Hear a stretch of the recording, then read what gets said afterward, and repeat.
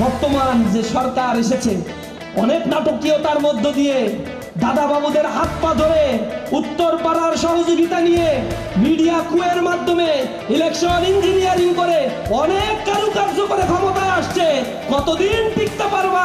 জনগণ রাস্তায় নামলে বেদম মাইরের মুখে একদিনও টিকতে পারবা না। বলছো গণভোট মানি, জনগণকে প্রতারিত করছো, বোকা ভাবছো। নেফাকি চরিত্র বন্ধ করো, অন্যথায় এমন তীব্র প্রতিরোধের মুখে পড়বা, পালিয়ে দিল্লিও যাওয়ার সময় পাবা না।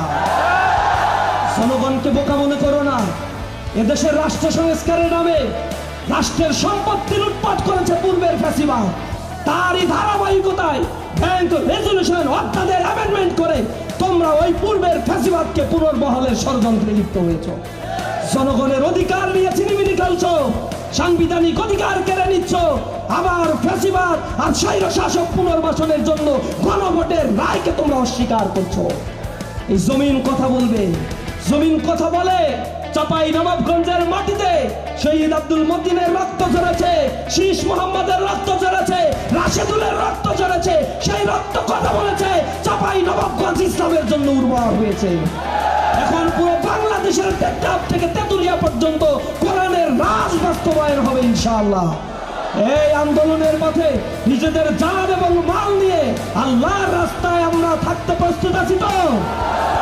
জীবন যতক্ষণ আছে কোরআনের পথে জীবন দেওয়ার জন্য আমরা প্রস্তুত আছি।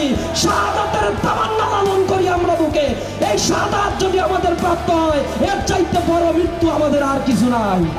আমরা শুহাদা, সিদ্দিকিন, সালেহিনদের সাথে জান্নাতে বসবাস করতে চাই। আর আমরা মায়ের উদর থেকে শাহাদাতের তামান্না নিয়ে এই জমিনে পদার্পণ করেছি। আমরা আমাদেরকে ভয় দেখায় লাভ নাই।